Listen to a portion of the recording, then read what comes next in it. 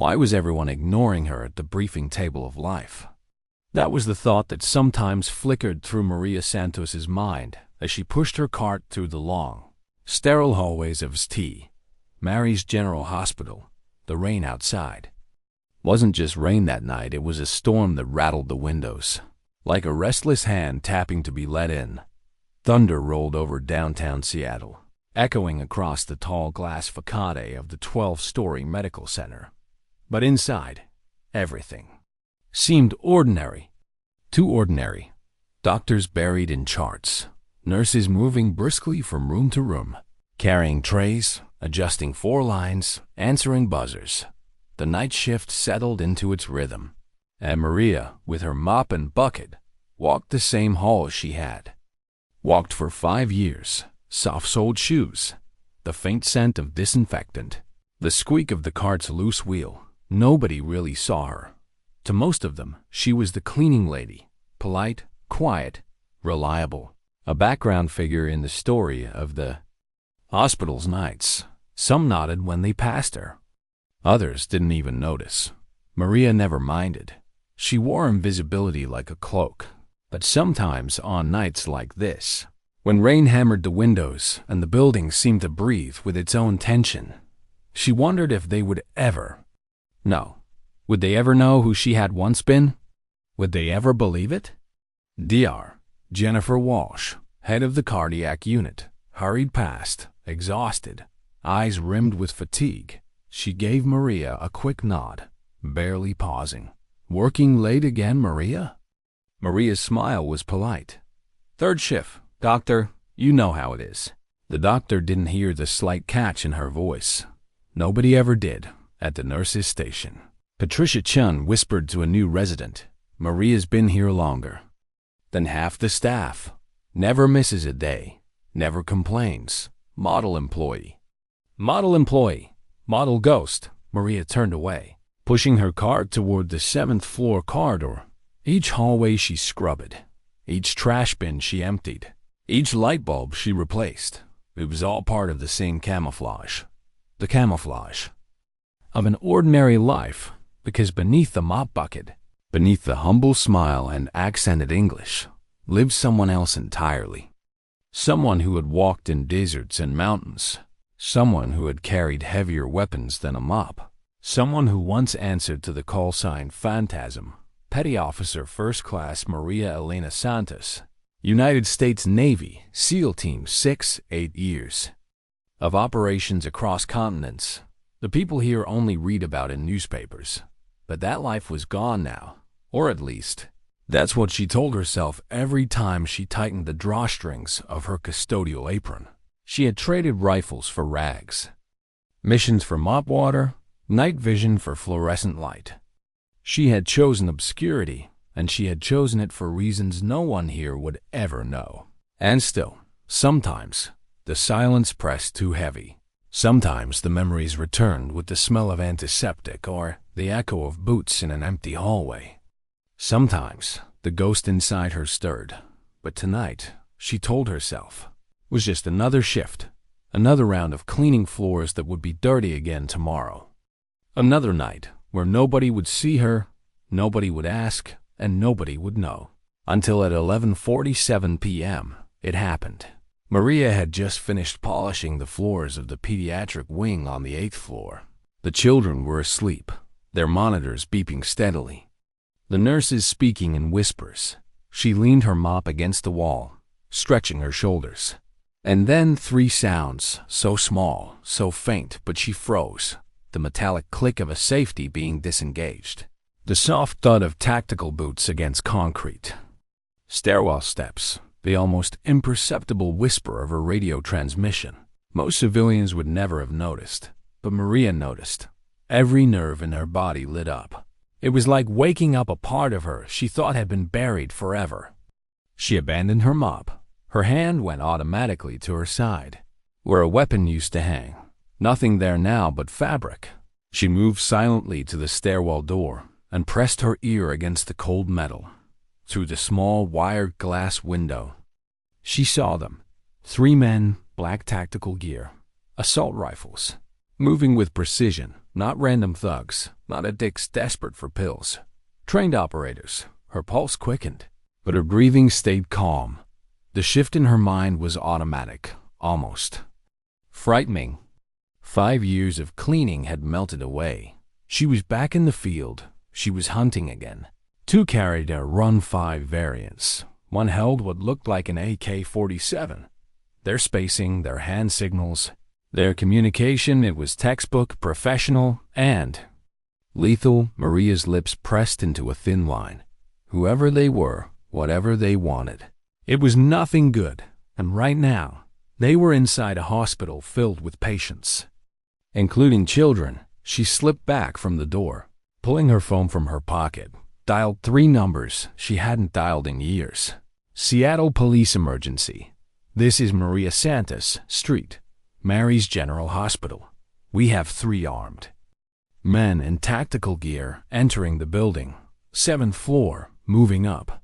You need to send units now. Ma'am, how do you know they're terrorists? Because I used to hunt people like them. The words almost slipped out before she stopped herself. Then, quieter to herself, she said it anyway. Because I used to hunt people like them for a living. Louder, to the dispatcher. Just send everything you have, now. But before the operator could respond, the stairwell door burst open.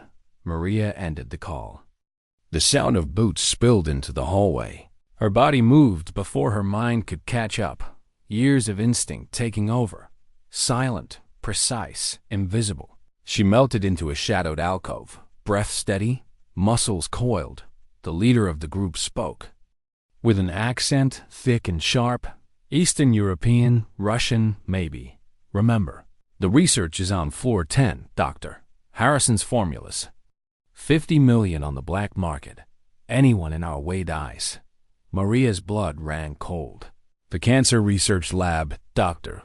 James Harrison's work was revolutionary. She had heard doctors speak of it in hushed tones. An experimental therapy that could change everything, priceless science, priceless lives. And yet, she thought not of the formulas, but of the 12 patients in that ward. 6 of them children. She clenched her jaw. This wasn't supposed to be her life anymore. She was just the cleaning lady, but the cleaning lady was gone. She ducked into a supply closet as the terrorists began to herd staff toward the lobby. Nurses, doctors, even the security guards. Shouts echoed down the hall. The muzzle of a rifle shoved a nurse forward. Maria counted quickly 40 hostages, at least. Her chest tightened as she saw familiar faces. Doctor, Walsh, Patricia Chung, others. She knew by name. Their eyes were wide, hands trembling. Pressed behind their heads, the second terrorist barked orders, scarred face grim. This is not a robbery. We are here for specific materials. Cooperate and you live. Resist, you die. The third blonde, wiry, efficient knelt by support. Columns, planting charges, explosives. Maria's throat tightened. If the police stormed the building, the terrorists would bring the entire hospital down. Patients, staff, everyone. Her mind ran through the math. 3 hostels, 50 hostages. Dozens of patients in beds across 12 floors. Response time? At least 20 minutes, maybe more. She could hear her old instructors in her head. Assess. Decide, act. And she did. Maria slipped into the service corridors, the passages nobody but custodians and engineers used. She had spent 5 years learning every twist and corner. Tonight, they would save lives. The security office, 3rd floor, emergency weapons locker. Her pace was steady, controlled. She was no longer Maria the cleaning lady. She was Phantasm again. Her breathing slowed. Her movements became fluid. The old calm settled in, chilling and sharp. When she reached the office, it was empty.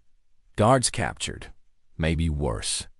She punched in the emergency override code she had memorized months earlier, watching through lowered lashes when the head of security opened it. She had never thought she'd use it, until now. The locker opened with a metallic click. A Remington. 870 shotgun, a Glock 22, 60 rounds. She checked both. Fingers moved with muscle memory, as though 5 years hadn't passed. Shotgun loaded. Glock full mag, round chambered. A reflection in the dark screen of the security monitor caught her off guard. The mop-handled janitor was gone. The woman staring back had hard eyes again. Maria exhaled slowly. She wasn't proud of it. She wasn't eager, but she was ready. She turned toward the service tunnels again. The plan was already forming, and somewhere, deep inside, a voice whispered. Little did they know who they were really dealing with. What did it feel like to become a ghost again after 5 years of silence? Maria wondered that as she slipped through the dim service corridors, weapons pressed tight against her body. The hospital above was alive with muffled cries and shouts. The terrorists were moving quickly, corralling people, planting explosives, barking threats. But here, in the arteries of the building, it was quiet. Too quiet. Maria moved like she once had on raids in far-off desert smooth, invisible. Every footstep calculated. Her body remembered what her mind had tried to bury. She hated how natural it felt. She hated how alive it made her feel. For 5 years, she had folded herself into the skin of a cleaner, a woman invisible, harmless, unnoticed, a woman who scrubbed floors so that others could walk them without a second thought, a woman who exchanged adrenaline for anonymity. But now the adrenaline was back, surging in her veins, sharpening her senses. It frightened her, because she knew what it meant. It meant that no matter how far she ran from her past, it was always waiting like a weapon left under glass, just waiting to be touched again. She whispered into the emergency radio she had taken from the security station, voice low. "This is Maria Santos, custodial staff. I need to speak to the incident commander." Static. Then a gruff voice. "This is Captain Rodriguez, Seattle PD. Ma'am, you need to evacuate immediately." Maria's lips curved bitterly. Evacuate. If only it were that simple. "Negative, Captain," she said. 3 armed hostiles holding at least 50 hostages. In the lobby, they're for Dr. Harrison's cancer research. They've planted explosives. If you storm the building, they'll bring it down. The line was silent for a moment. "Ma'am, how do you know all this?" Maria hesitated. To tell the truth was to reveal everything she had worked so hard to bury. To admit she wasn't just the woman with the mop. Her thumb hovered over the transmit button. Then, softly but firmly, she pressed it. "Because I used to do what they're doing. For the other side." Another silence. Then, "Say again?" "Petty Officer First Class Maria Elena Santos, United States Navy, SEAL Team 6, 8 years, 3 combat deployments, call sign Phantasm, I can give you my service number, but we don't have time. Do you want my help or not?" The channel went dead for several heartbeats. Finally, Captain Rodriguez's voice came back. Steadier now, lined with something new respect. "What do you need?" Maria's throat tightened. She had sworn never to be this person again. But tonight, she didn't have a choice. "Eyes on the hostages," she said. "Snipers outside. I'll move through the service tunnels. Take them one at a time. Quiet, clean. When I engage, you'll know." "Understood," the captain said. Maria switched off the radio and leaned against the cool wall of the corridor. For a moment, she closed her eyes. She could hear the echoes of old missions in her head, voices of men she had fought beside, some living, some long gone. "You're good, Santos. But you're not invincible. Trust your instincts. They'll keep you alive. Don't let the job consume who you are." She opened her eyes again. Her reflection in the glass of a dark window stared back. Was she still that woman? Or just a ghost of her? She pushed off the wall. No time for doubt. Doubt got people killed. Her first target was the blonde woman with the explosives. Maria knew the service access behind the information desk. 3 feet of crawl space, and then a panel that opened directly behind where the terrorist had been setting charges. She moved swiftly, her breath slow. Counting each step, she emerged like a shadow. Knife in hand, 1 second. The woman was adjusting a charge. The next, she slumped forward. Maria's blade pressed with surgical precision, silent, final. 1 down, Maria whispered into the radio. Explosive secured. Her hand lingered on the knife handle for a moment too long. She hated how steady it felt. She hated how calm she was. But she had no time to think about that now. The leaders. Voice rang across the lobby. Ana? Report. No answer. Maria was already gone, moving through the shadows toward her next position. The scarred man was covering the elevator banks. Weapon raised. He scanned the area, nerves beginning to fray. His partner hadn't answered. He shifted. Tension in every line of his body. Maria slid behind an access panel. Breath even, body ready. She waited for the precise moment. When he passed, she moved. Arms coiling around his neck. A blood choke, textbook, 8 seconds. He slumped silently into unconsciousness. She lowered him gently, securing his weapon. Target 2 down, alive, neutralized. Her voice was steady, too steady. She knew what came next. And it was the part she dreaded. The leader, alone now, cornered, dangerous. And desperate men were the hardest to predict. Her heart was steady, but deep inside, something cracked. She remembered faces from years ago. Enemies who had begged, who had raged, who had broken when the walls closed in. And she remembered one of her own. A teammate, caught in an ambush. Last words carried on a broken radio. She shook her head. Not now. Focus from her cover. She saw him grab Dr. Walsh, press the barrel of his rifle against her head. His voice thundered across the lobby. I know you're out there. Show yourself, or she dies. Maria's stomach twisted. She had spent 5 years trying to avoid exactly this moment. The moment where she had to step into the open again. Weapon in hand, with lives hanging in the balance, and yet, here she was. She keyed the radio. Captain, I need your sniper on the main window. He moves, you take the shot. I'll distract him. Negative. Too risky. Trust me. She breathed deeply. Her body was calm, but inside, old doubts whispered. She was no longer the soldier she once was. She was older now, out of practice. A custodian who pushed a mop more than she pulled a trigger. But if she didn't step out now, Dr. Walsh would. Die, the nurses would die. The children upstairs might die. Maria stepped out from cover. The shotgun hung casually at her side. Her back was straight, her voice steady, calm, stripped of the accent she had worn like a disguise. You can let her go now, Maria said. The terrorist froze, confusion flashing across his face. You're the cleaning lady. Where did you get that weapon? Maria kept walking, each step measured. I'm a lot of things, she said softly. But right now, I'm the person standing between you and 50 innocent people. And that's a position I'm very comfortable with. His grip on Dr. Walsh tightened. Stay back. I'll kill her. Maria's eyes never left his. She read the small shifts in his stance, the twitch of his finger, the angle of his shoulders, stress indicators she had memorized years ago. He was unraveling.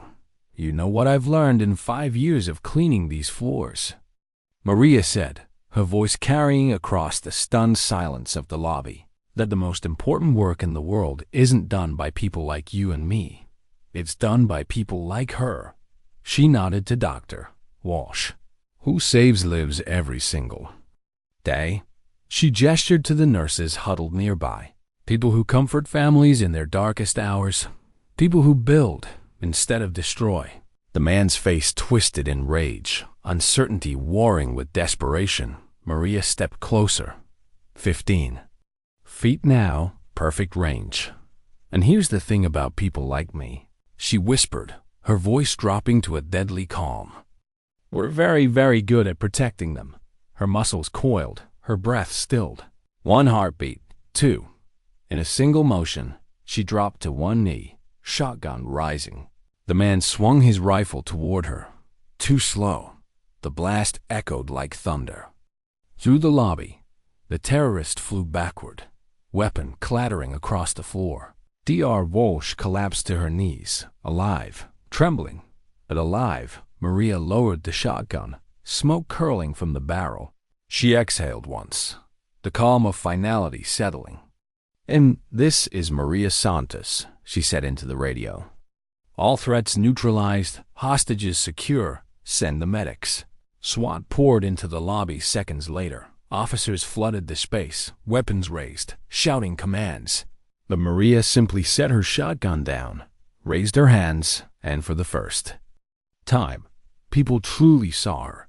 Not Maria the cleaning lady, not a ghost, but the woman she had always been, whether she wanted to be or not. Why was everyone staring at her as if they had never seen her before? Maria stood in the middle of the hospital lobby, her hands raised above her head, the shotgun lying at her feet. The air was thick with smoke, sweat, and silence. Dozens of eyes fixed on her, wide, unblinking, disbelieving. Doctors, nurses, orderlies, people she had passed by 100 times without more than a nod. For 5 years she had been invisible to them, a shadow with a mop, the hum of wheels on tile.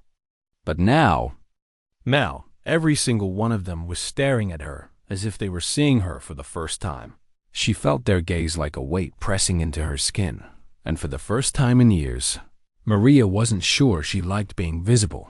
The terrorist leader lay sprawled across the polished floor, his weapon several feet away, blood seeping from his shoulder. Not dead.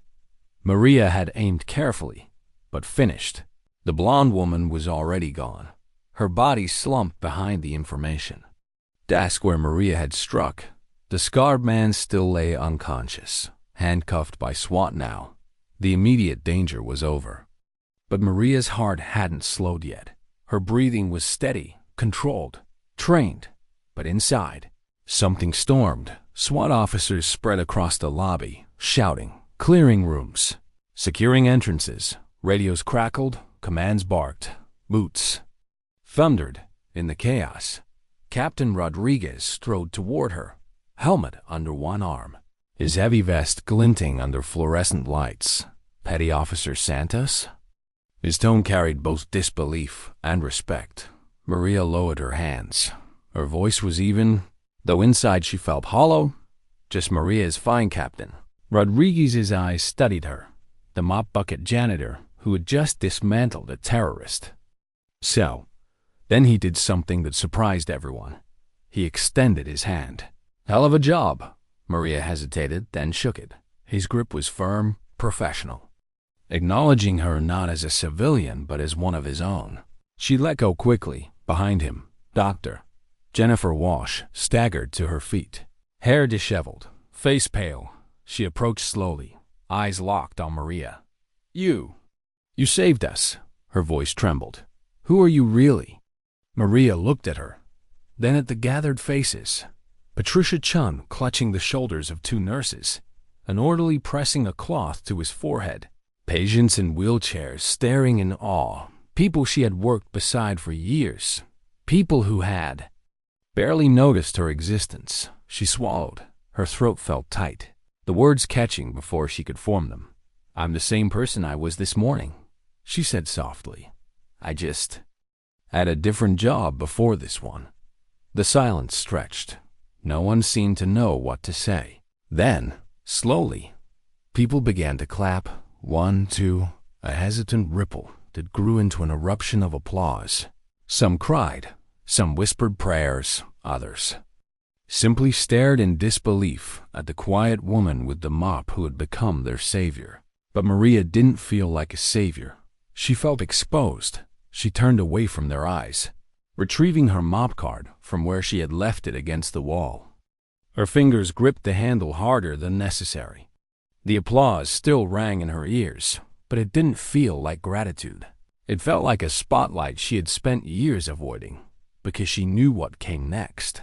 The media, the questions, the past she had buried clawing its way back into the light, and She wasn't ready for that. She never would be. As the last hostages were escorted out, Rodriguez caught her arm gently. "Maria, we'll need your statement." She nodded numbly. Of course. But her mind was already somewhere else. Somewhere darker. She remembered another night, far from Seattle, in a village where the air had smelled of sand and smoke. She remembered standing over another body, weapons still hot in her hands. While her team clapped her on the shoulder, she had felt the same then. Not triumph, not pride, just emptiness. And that emptiness had followed her home. Now it was back. You saved them. A voice whispered inside her. But at what cost to yourself? The hospital slowly settled into a strange rhythm. Medics rushed in, checking the hostages. Patients stirred in their beds upstairs, unaware of the full horror that had unfolded beneath them. Administrators whispered in corners, already thinking about damage control and headlines. Maria sat on a hard plastic chair in the lobby, a blanket draped over her shoulders by a paramedic who hadn't known what else to do. She stared at the floor tiles, at the faint streak of blood across the grout line, at the mop leaning silently against the wall. 5 years. 5 years of cleaning, of invisibility, of burying the soldier she once was. And in one night, it had all unraveled. She felt broken, not because she had acted. She would always act to protect innocent lives. That part of her hadn't changed, but because acting meant exposing the truth. It meant no more hiding, no more pretending she was someone else. She heard Dr. Walsh's voice nearby. "She's been working here the whole time? 5 years? And none of us knew?" Patricia Chun answered quietly. She never said a word. She was just Maria. Maria closed her eyes. Just Maria. That was all she had ever wanted to be. Hours later, the story had already spread. Reporters crowded the hospital's entrance, their cameras flashing like artillery fire. Words like hero, ex-Navy SEAL, terrorist attack foil blasted across screens. Maria stayed inside, refusing interviews, keeping her eyes down as she gave her statement to detectives. Captain Rodriguez shielded her as much as he could, but he couldn't stop the tidal wave of attention. "Why didn't you tell us?" One detective asked. Maria's voice was quiet. "Because I wasn't her anymore." But saying it out loud didn't make it true. When she finally walked back through the hospital halls, her cleaning cart creaking in front of her, everything felt different. Nurses who had never noticed her smiled with tears in their eyes. Doctors nodded with respect. Even patients' families stopped to thank her, pressing her hands, whispering blessings. And Maria smiled politely, accepted their gratitude, then moved on, because she didn't know how to explain that she didn't want to be anyone's hero. She wanted to be invisible again, but invisibility was gone now, that night. When she finally stepped outside into the rain-soaked air, she tilted her face upward. Water streamed across her skin, mingling with the salt of tears she hadn't realized were there. She remembered the quiet moments on deployment, staring at the stars after a mission, wondering if she'd ever come home. She had come home. She had survived, but the war had followed her here, bleeding into a hospital lobby in Seattle, and she wondered if it would ever really leave her, because being seen meant being remembered, and being remembered meant she could never truly walk away. Inside her chest, pride and grief warred silently. Pride that she had saved lives. Grief that she had lost the peace she had spent so long trying to build. She whispered into the rain, as if speaking to herself, or to ghosts only she could hear. "I was just the cleaning lady." That was enough. But deep down, she knew it wasn't true. Not anymore, because sometimes, no matter how hard you try to disappear, the world finds you again, and when it does, you have to choose whether to stand in the light or retreat into the shadows. Maria didn't know which choice she would make tomorrow, but tonight she stood between both. How do you explain to the world that you chose silence over glory? That was the question Maria faced less than 12 hours after the attack. The sun had risen over Seattle, its pale light washing across a hospital that still smelled faintly of smoke and antiseptic. Police tape fluttered near the entrance. SWAT vehicles still blocked the street. But beyond that, a sea of cameras. Reporters jostling for position, their lenses aimed like weapons, their voices clamoring for soundbites. Former Navy SEAL janitor saves dozens of lives. Hospital hero foils terror plot. From mop to marksman, who is Maria Santos? Each headline cut deeper than the last. Maria had refused all interviews. She kept to the hallways, helping mop up the mess left behind by chaos. Shattered glass, spilled coffee, muddy boot prints. She didn't need to do it.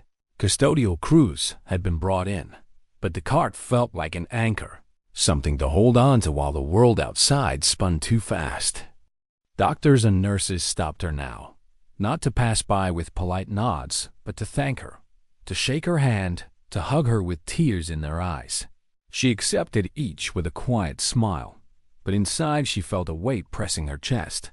Gratitude wasn't a burden, but recognition was, and recognition was the one thing she had spent years running from. By midday, she was summoned to the administrator's office. Charles Morrison, a tall man with silver hair and tired eyes, sat behind a desk stacked with papers and news clippings. He gestured for her to sit. Maria remained standing. "Mr.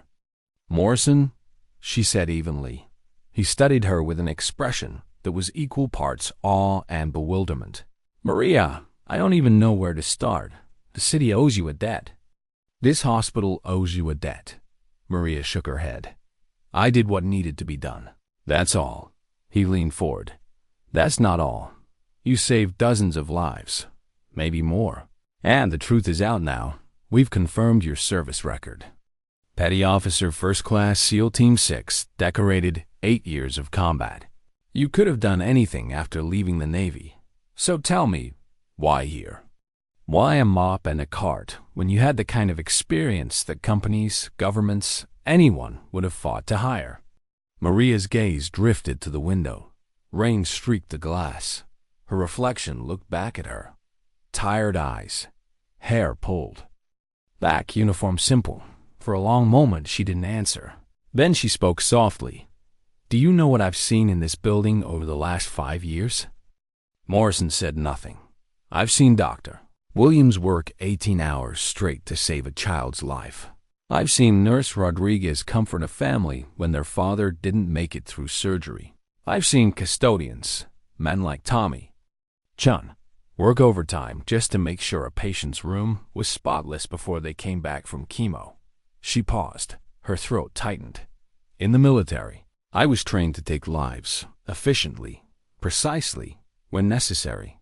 Here, I get to be part of something that saves them, even if my part is just clean floors, fresh sheets, empty trash cans. It matters. It all matters." Morrison exhaled slowly. "And now, after what happened last night." Maria's eyes dropped to her hands, hands that had once held rifles, hands that had once built a wall between life and death for people she never knew. "Now," she said quietly, "I'd like to get back to work, if that's all right. The pediatric wing still needs to be cleaned before the kids come back." Morrison studied her for a long time, then nodded. "Of course. But Maria, just know that none of us will ever look at you the same way again." Maria forced a small smile. "That's what I'm afraid of, by evening." The hospital had returned to a fragile rhythm. Patients were back in their rooms. Families whispered in waiting areas. Nurses moved quietly. Though they glanced more often toward Maria when she passed, she could feel their eyes following her. Now, not dismissive, not invisible, seen, and it unsettled her. She wanted to fade again, to push her cart through empty halls, unremarkable, unnoticed. But every smile, every whispered "that's her" reminded her that invisibility was gone. As she mopped a hallway near the cardiac unit, Dr. Walsh approached. Her face was pale but steadier now. "Maria," she began, her voice softer than usual. "I wanted to thank you again, but I also wanted to ask you something." Maria wrung out the mop, setting it back against the floor. "Of course, Doctor. That night, when you faced him in the lobby, you told the terrorist that the most important work is done by people who build instead of destroy. Did you mean that?" Maria leaned on the handle, eyes drifting to the ceiling as if the answer were written there. "In my old job," she said slowly, "I was very good at breaking things, at eliminating threats, at ending what needed to be ended. But last week, I watched you save Mr. Patterson's life when everyone thought he was gone. I watched you hold his wife's hand and tell her not to give up. That takes courage I'll never have. That builds something that lasts." She resumed mopping. The rhythm of water and cloth against tile soothed her. "Anyone can tear something down in a few seconds," she continued. "It takes real strength to build something up day after day, year after year. That's what happens here." "That's what you do, Doctor." Walsh swallowed, her eyes glassy. She nodded once, then walked away silently. Maria watched her go. Inside, something ached. Not pain exactly. Something gentler. Something closer to hope. But outside the hospital walls, the world roared louder.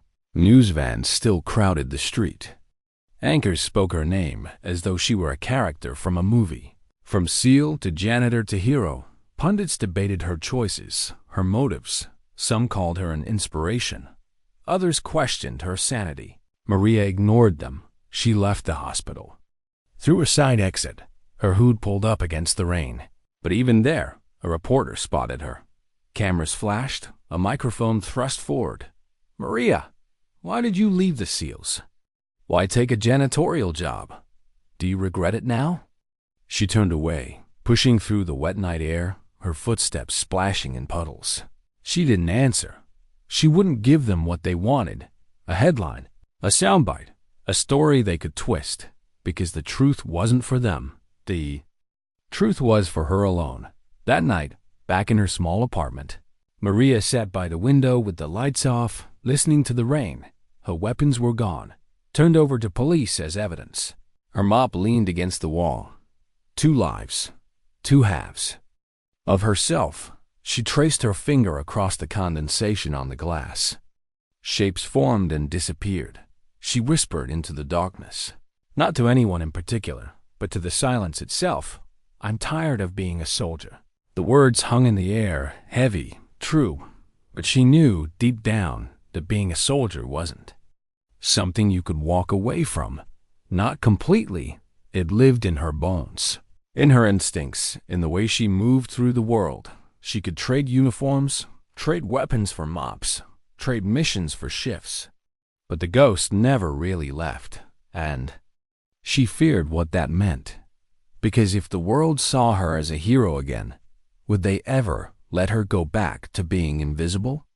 In the days that followed, the hospital adapted. Security tightened, protocols changed. Maria found herself consulted on evacuation drills, on defensive measures. Her experience was suddenly a resource. The invisible janitor had become the silent advisor, and yet at night, she still pushed her cart, still scrubbed the floors, still emptied the bins. Some staff whispered that it was strange, that a woman who had saved them all still insisted on cleaning toilets. But Maria didn't mind, because to her, there was dignity in it, quiet dignity. And if the world couldn't understand that, then maybe they never would. But she understood, and that was enough. For now. Why did it feel lonelier to be noticed than to be invisible? Maria asked herself that question often in the weeks after the attack. At first, she thought the hardest part would be the reporters. They had swarmed the hospital for days, then weeks, camped outside in rain and cold, hungry for every scrap of her story. But she avoided them easily enough. She used service entrances, vanished into night shifts, let the world scream about her without ever adding her voice. No, the harder part was inside the hospital walls. The faces she passed daily were different now. Nurses who once brushed by her without a glance now stopped to greet her by name. Doctors who had only offered distracted nods now thanked her. Sometimes twice in one shift, patients' families smiled, whispered blessings, pressed her hand as she walked by. Maria answered each kindness with a polite smile, a quiet thank you. But inside, she recoiled. She didn't know what to do. With their recognition, for 5 years, invisibility had been her refuge. Now she carried the weight of being seen everywhere she went. And yet, something else stirred beneath the discomfort. Pride? It wasn't the chest-beating kind. Not the adrenaline-fueled surge of surviving missions overseas. It was quieter, softer. When Patricia Chun asked her to walk the halls with her on a particularly tense night. When a young nurse nervously asked if Maria could show her how to disarm someone if they ever faced danger again. When security officers began inviting her to join their drills, asking her advice as if she had never been gone from the profession. It was in those moments Maria felt the faintest flicker of belonging. Not as a soldier, not as a janitor, but something in between. It started small. One night, 2 nurses stayed late after their shift ended. Maria found them in the staff lounge, dragging chairs aside awkwardly. "We didn't know who else to ask," one of them said. "Could you maybe show us a few techniques? Just in case something like that ever happens again?" Maria hesitated. She didn't want to awaken the soldiers she had buried. But then she saw the fear in their eyes. Fear that hadn't left them since that night in the lobby. So she agreed.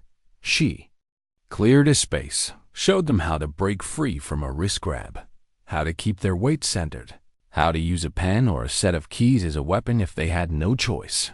She kept it simple, practical, nothing fancy.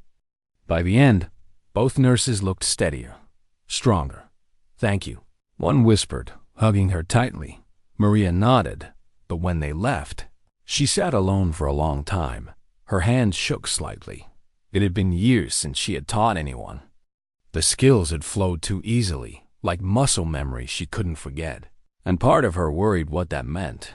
Soon, more staff began to ask. Orderlies, receptionists, even doctors. Maria never advertised it, but word spread quietly.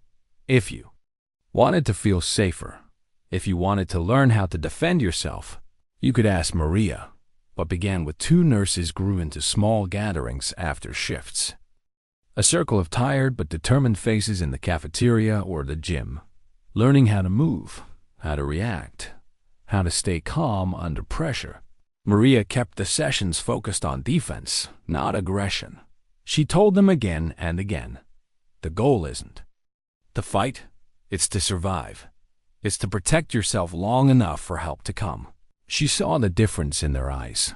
Fear didn't vanish, but it softened into resolve, and each time, Maria walked away torn in two, because for the first time in years, she felt useful in a way that touched something deeper than mopping floors. But every lesson brought her closer to the edge of the world she had left, a world where violence was currency and vigilance never ended. She didn't want to return there, but maybe she had never really left. One evening, Charles Morrison called her back to his office. "I want to thank you again for what you've been doing," he said. "The staff feels safer, security feels sharper. But Maria, I have to ask, are you all right with this? Because I get the sense you're carrying something heavy." Maria studied him for a long moment. Then she asked quietly, "Do you know what it feels like to live as two people?" He shook his head. "It feels like you're never fully either." "One," she said. "When I clean these floors, I pretend I've never touched a rifle. When I teach your staff how to defend themselves, I feel the soldier creeping back in. I don't know which life is mine anymore. And I don't know which one I want." Morrison's expression softened. "Maybe it's not about choosing one or the other. Maybe it's about being both." Maria's eyes dropped to the floor. "Being both cost me too much once. I'm not sure I can survive it again." That night, as she mopped the pediatric wing, she paused by the window. The city lights shimmered across wet pavement. She saw her reflection in the glass. Mop in hand, uniform plain, but eyes that carried too. Many shadows. Behind her, a child's voice called softly, "Miss Maria?" She turned. A boy, thin from treatment, sat up in his bed, clutching a stuffed animal. His eyes were wide. "My mom said, you saved us." Maria froze. He smiled faintly. "Thank you." Her throat tightened. She forced a smile and walked closer. "You're safe now. That's all that matters." The boy tilted his head. "Were you scared?" Maria swallowed hard. Memories flickered. The stairwell, the rifles, the cold calm of combat sliding over her like a second skin. "Yes," she said honestly. "But sometimes being scared means you care enough to act anyway." The boy nodded, as if he understood. Then he lay back down, hugging his stuffed animal close. Maria stood by his bed until his breathing slowed into sleep, and in that moment, she realized something she hadn't before. Maybe the balance she feared wasn't a curse. Maybe it was a gift, because she could use her past not to destroy, but to protect, not to fight wars, but to shield the people who built peace. But even with that realization, the conflict inside her didn't vanish. She still woke some nights sweating, heart racing, hearing echoes of boots on stairwells. She still wondered if each lesson she taught was a step closer to becoming the person she had tried to bury. She still feared that if danger came again, she would lose herself completely to the ghost inside her. Yet, when she walked the halls at night, mop in hand, hearing the soft breaths of patients sleeping peacefully, she felt something stronger than fear. She felt purpose. It wasn't the same kind she had once known in the military, where missions ended with explosions or silence. This purpose was quieter, steadier, built in small acts. A floor cleaned, a nurse walking home safer, a child sleeping without fear. And maybe, she thought, that was enough. Maybe that was more than enough. Still, as she leaned against her cart, in the empty corridor at the end of another long night, Maria couldn't shake one truth. Peace had never lasted in her life. And some part of her feared it never would. But she also knew this. Whatever came next, she would face it. Because sometimes the greatest act of strength isn't fighting a battle. It's choosing, again and again, to protect what matters most. And she wasn't ready to stop choosing. Not yet. Why did the sound of a mop bucket rolling down the hall feel heavier now than the echo of gunfire? Maria asked herself that as she pushed the cart along the quiet, fluorescent-lit corridor. Weeks had passed since the night of the attack, yet its shadow lingered. The hospital had returned to its rhythms. Charts, rounds, footsteps, laughter from waiting rooms, the soft beeping of monitors. But nothing was quite the same. Nothing about her was the same. Doctors greeted her warmly now. Nurses lingered in conversation, as though proximity to her steadied them. Families of patients sought her out, pressing her hands with gratitude, some even asking for photos. Children whispered her name like she was a character from a storybook. "She's the one who saved everyone," they'd say, and Maria would smile softly, nod, and slip away. Because inside, the words pressed against her like a weight she didn't know how to carry. Saved, hero, warrior. She had heard those words before, overseas, when missions ended in silence and destruction. She had rejected them then, and she rejected them now.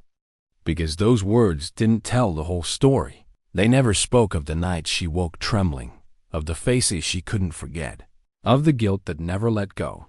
Now, the soldier inside her stirred daily. She didn't want it to. She wanted to be Maria the cleaner again. But the staff sought her guidance. Security leaned on her advice.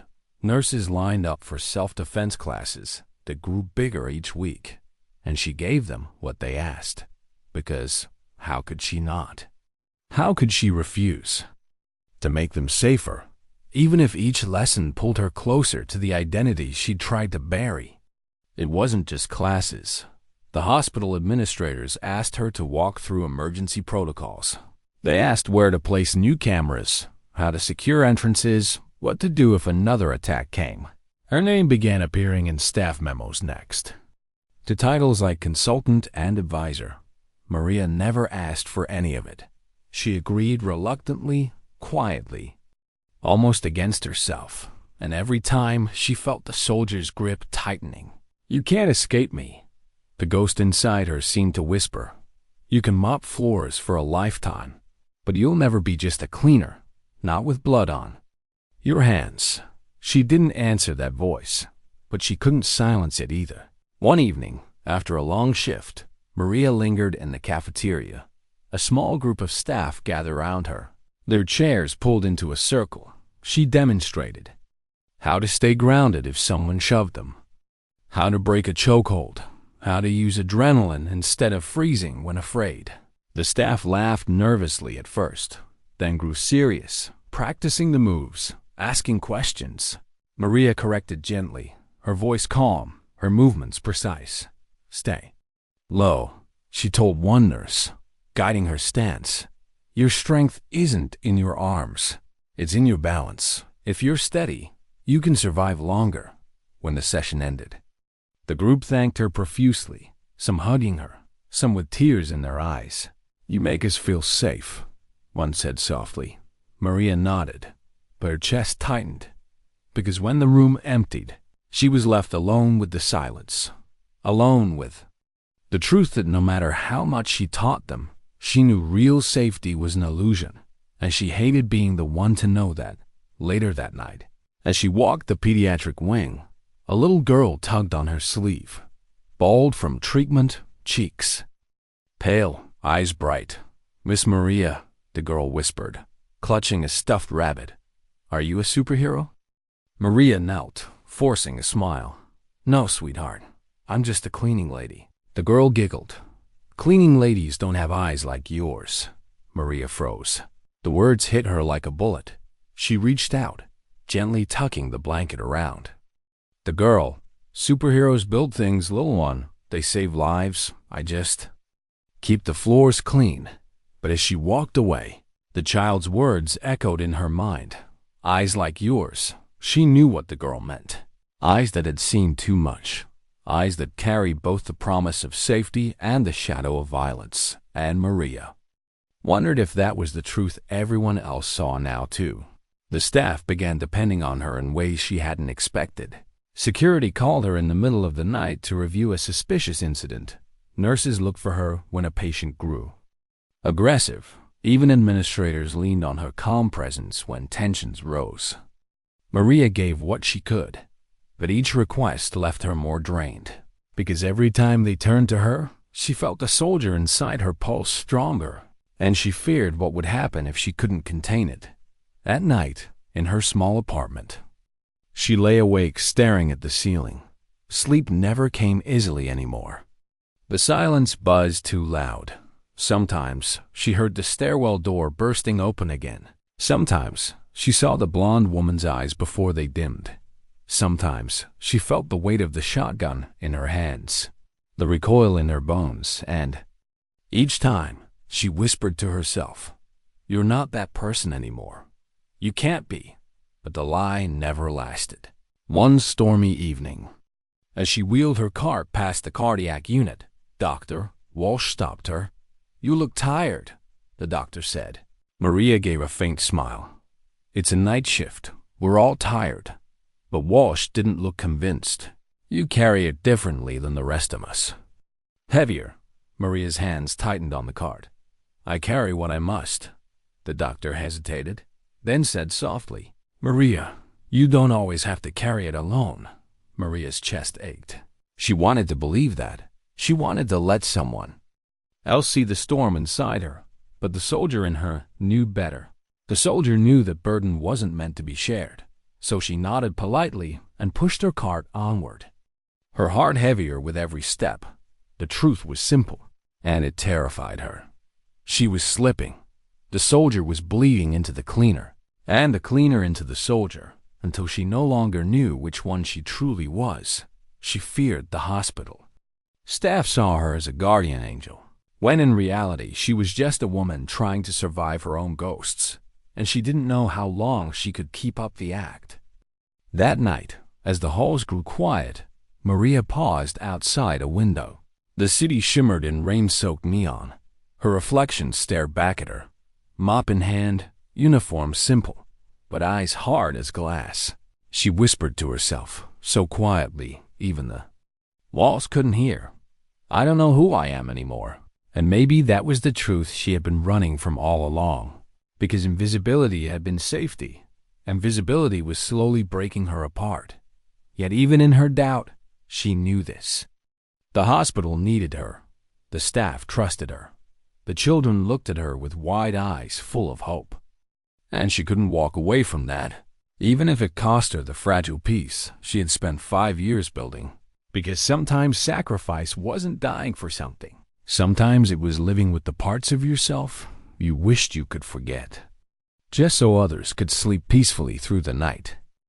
Why did her heart race at the sound of footsteps in the stairwell, even when it was just a nurse hurrying between floors? Maria asked herself that nearly every night now. The attack was months behind them. The hospital had moved on in the way institutions do. New patients, new emergencies, new schedules. But Maria's body hadn't moved on. Every metallic clang, every sudden shout, every burst of static over radio sent a jolt through her nerves. Her hands shook when no one was looking. Her chest tightened at odd hours. Sometimes she caught herself mapping exits, counting threats, scanning hallways with eyes too sharp for a janitor. She hated it. She hated that she couldn't just be. And yet she still pushed her mop, still emptied bins, still cleaned rooms with the same quiet precision she always had, because she needed that routine. It kept her anchored, even as the storm inside grew louder. It happened on a Tuesday night. The lobby was busy with visitors saying goodnight too. Loved ones, the hum of conversation soft against the echo of rain on the windows. Maria was pushing her cart across the polished floor when it started. A loud crack. A tray of surgical instruments had slipped from a cart in the hallway above. Clattering like gunfire as it hit tile, Maria froze. Her body reacted before her mind could catch up in a blink. She had flipped her mop handle into a defensive grip, dropped into a low crouch, eyes wide, scanning for shooters. Her pulse pounded in her ears. People stared. Nurses paused mid-step. A family in the lobby whispered nervously. A security guard raised his brows, recognizing the stance but saying nothing. Maria's breath came fast, too fast. She forced herself upright, gripping the mop until her knuckles went white. "It's fine," she whispered to herself. Just noise. But deep down, she knew it wasn't fine, because that instant, that instinctive drop into combat readiness told her what she feared most. The soldier inside her wasn't gone, not even close. Later, in the break room, Patricia Chun found her sitting alone. "You okay?" Patricia asked gently. Maria forced a smile. "Long night, that's all." But Patricia's eyes lingered. "We all saw it, Maria. The way you moved, like you thought." She trailed off, then said softly, "You don't have to carry this alone." Maria swallowed hard. She wanted to believe that. She wanted to believe she could share the storm inside her without drowning someone else in it. But she had learned long ago that war left marks others couldn't see. Marks no one else could bear for you. So she said only, "I'm fine." And Patricia, kind as she was, didn't press further. But Maria knew the truth. She wasn't fine. That night she couldn't sleep. She sat by her apartment window, watching the rain smear the lights of the city. Her hands trembled in her lap, remembering the weight of the shotgun, the recoil, the silence after the shot. She pressed her palms against her knees until the tremors stopped. Memories flooded back uninvited. Desert nights, helicopter rotors, thudding against her chest, the metallic taste of adrenaline in her mouth. The echo of teammates' voices, some alive, some gone, and then the stairwell again. The boots, the rifles, the choice she hadn't wanted to make but had made anyway. She whispered into the glass, voice hoarse, "I don't know how much longer I can keep doing this." The following week, security held an evacuation drill. Maria had been asked to oversee, her knowledge too valuable to ignore. She stood at the back, arms crossed, watching his staff move patients. Cleared halls, secured entrances. At first, she felt calm, almost steady. But then a young guard, eager but clumsy, mishandled his weapon during the drill. The click of the safety snapped something in her before she realized what she was doing. Maria had crossed the floor, grabbed the rifle from his hands, and locked him in a disarm so fast the room froze. Her breathing was heavy. Her eyes were hard. The guard looked stunned, wide-eyed, as though he'd just been ambushed. "Silence, Maria." Released him slowly, stepping back, her heart crashing against her ribs. I'm sorry," she muttered. Old reflex. But the truth was more terrifying than that. It wasn't just reflex. It was instinct, alive and sharp, waiting just below her skin. The staff didn't say anything. Some looked at her with admiration. Others with unease. Maria saw both in their eyes, and both made her stomach twist. Because she didn't want to be feared, and she didn't want to be worshipped. She just wanted to be human again. That night, Dr. Walsh found her in the cafeteria, staring at an untouched cup of coffee. "You're unraveling," the doctor said gently, sitting across from her. Maria didn't argue. She didn't deny it. She just stared into the dark liquid, her reflection rippling. "I don't know how to be two people at once," she whispered. Walsh leaned forward, then stopped trying to be two. Be one. Be the person who chooses, every day, to protect others. Whether with a mop or a weapon, that's who you are. And maybe that's enough. Maria's eyes stung. She looked up, meeting the doctor's gaze. "And if I can't hold it together?" Walsh's voice softened. "Then let the people you've protected protect you for once." The words pierced something deep. Maria looked away, swallowing hard, because she wasn't sure she knew how to let anyone protect her. The days that followed blurred. She kept working, kept teaching, kept advising. But every moment, she felt the strain. At night, she sat in silence, listening to the storm inside her, wondering how long she could balance between soldier and cleaner before one side consumed the other. And yet, every morning, she rose, pushed her cart, cleaned her floors, smiled at patients, because if nothing else, she could still do that. She could still give the people here a sense of safety, even if she couldn't find it for herself. One evening, as she walked the pediatric wing, she paused. Outside a room, a little boy was drawing on scrap paper, tongue poking out in concentration. When he noticed her, he grinned. "Miss Maria, I drew you." He held up the paper, a stick figure holding a mop in one hand and a shield in the other. Maria stared at it, her chest tightening. "See?" the boy said proudly. "You protect us." Her vision blurred. She reached out, ruffling his hair gently. "Thank you," she whispered. As she walked away, she realized something. Maybe she couldn't escape the soldier. Maybe she couldn't erase the past or silence the instincts. But maybe she didn't need to. Maybe she could carry both, soldier and cleaner, warrior and custodian, not as two separate lives, but as one. Because the truth was simple. She wasn't either, or she was both. And maybe that was her answer. Still, as she wheeled her cart down the empty hall, Maria whispered softly to herself, "I'm tired." The words hung in the sterile air, heavy, true, but she kept walking, because fatigue didn't erase duty. And sometimes, the bravest thing a soldier can do is keep moving, one quiet step at a time. Why was peace always quieter than she expected? Maria thought about that often in the months after the night that had changed everything. The hospital had settled back into rhythm. Children laughed in the pediatric wing. Families clutched coffee cups in waiting rooms, whispering comfort. Nurses bustled down corridors with purposeful urgency. Doctors buried themselves in charts and cases. And Maria walked the halls as she always had, mop in hand, cart squeaking, eyes calm, but nothing was the same. She wasn't invisible anymore. And strangely, She no longer wanted to be, at first. The attention was unbearable. Every nod, every whispered thank you, every glance that lingered too long felt like a spotlight. Maria hated it. She feared it. She tried to shrink back into the shadows, but the shadows no longer held her. Slowly, though, something shifted.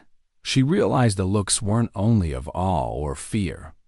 They were of trust. When a nurse caught her eye during a tense moment, Maria nodded. And the nurse seemed steadier. When a patient's family whispered, "She's here," Maria felt the weight of their relief. When a child asked if she'd walk with them down the hall, she saw the safety in their small smile. It wasn't recognition she carried now. It was responsibility, and responsibility, Maria knew, was something she could live with. Her role in the hospital deepened in quiet ways. She still cleaned rooms, emptied bins, polished floors. She insisted on it, not out of pride, but because the work mattered to her. A clean floor meant fewer infections. An empty bin meant fewer risks. Small things, invisible things. That added up to dignity for patients who deserved it. But she also became something more. She taught weekly self-defense classes to staff. She walked the halls with security officers, adjusting their drills, showing them blind spots only a soldier would notice. She trained orderlies in how to stay calm under pressure. She became, without title or announcement, the hospital's quiet shield, and she accepted it, not because she craved the role, but because it was needed. Still, she wrestled with herself. Some nights, the soldier inside her still woke her with clenched fists and racing heart. Some days, loud noises still sent her pulse into overdrive. Some moments, she caught her reflection and saw not Maria the cleaner, but phantasm, the ghost of a woman forged in fire and violence. But instead of burying it now, she breathed through it. She let herself feel it, and she reminded herself, "You are more than one thing."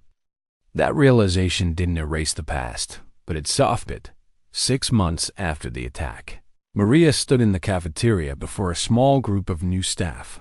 Most were young, fresh-faced, nervous. They had heard whispers of her story but didn't quite believe it. Patricia Chun introduced her with a simple line. "This is Maria. She's the one who keeps us safe, and she makes the best coffee in the building." The staff laughed, but when Maria spoke, the room quieted.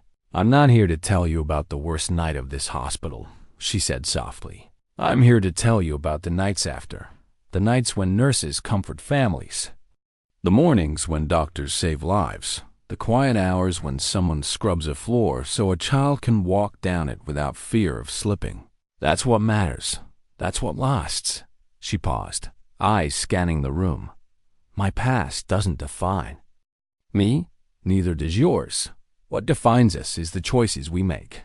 Over and over, even when no one is watching. Especially then, when she finished." The room was silent, not with awe, but with reflection, and Maria felt a strange peace settle inside her. Later, as she walked the night shift, Dr. Walsh caught up to her. "You've changed, Maria," the doctor said. Maria tilted her head. "We all change." Walsh shook her head gently. "No, I mean, you've accepted yourself. I can see it." Maria smiled faintly. "Acceptance isn't peace, but it's a start." They walked in silence for a moment, the squeak of the cart wheels filling the air. Then Walsh asked softly, "Do you ever miss it? The other life?" Maria thought for a long time. Her chest tightened with memories. The desert nights, the adrenaline, the closeness of a team that trusted her with their lives, and the faces of those she'd lost. Finally, she shook her head. "I miss people, not the war, not the missions people." Walsh nodded, her eyes soft. "And now?" "Now," Maria said, glancing at the rooms around her. "I have people again, different, but just as worth protecting." That night, as the hospital quieted, Maria paused outside the pediatric wing. She looked through the window at children, sleeping peacefully, 4 drips glowing softly in the dim light. She leaned against her cart, listening to the hum of the machines, the hush of the night, the steadiness of her own breath. And for the first time in a long time, she didn't feel divided. She didn't feel like she had to choose between soldier and cleaner. She simply felt like Maria. Sometimes families would stop her in the hallway, thanking her again. She accepted with a nod. Sometimes children waved from their beds. She waved back. Sometimes staff whispered stories of her bravery to new hires. She let them. But when she was alone, mop in hand, bucket rolling beside her, she felt the truth in her bones. The greatest act of her life wasn't that she had neutralized 3 terrorists in a hospital lobby. It was that she had chosen, every day since, to keep showing up, to keep cleaning, to keep teaching, to keep protecting, to keep building something instead of destroying it. On the anniversary of the attack, Maria finished her shift late. The halls were quiet. The rain tapped against the tall windows. Steady and soft, she walked slowly, mop tucked back into the cart. Bucket empty, floor shining behind her. She paused in the center of the lobby, the same lobby where it had all begun. For a moment, she saw it as it had been. The rifles, the fear, the faces pressed to the floor. She saw herself stepping out of the shadows, weapon raised, voice steady. Then she blinked, and it was gone. Just a lobby again. Just polished floors and empty chairs. She smiled faintly, because sometimes the ghosts stayed, but sometimes they faded into memory, and she could live with that. Maria pushed her cart toward the exit, the wheels humming quietly. Outside, the city glowed against the night sky. Life went on, and Maria knew, finally, that she had found her place, not in invisibility, not in glory, but in the quiet dignity of being both soldier and cleaner, protector and builder, warrior and healer. Because sometimes the greatest warriors are the ones who choose to put down their weapons and pick up a mop instead. And sometimes the most important battles are fought not with bullets and bombs, but with quiet dedication and the stubborn hope that tomorrow will be just a little safer, a little kinder, a little better than today. Maria walked out into the night, the rain cool on her skin. She didn't need applause. She didn't need headlines. She didn't even need to be remembered. Because dignity doesn't speak. It simply acts.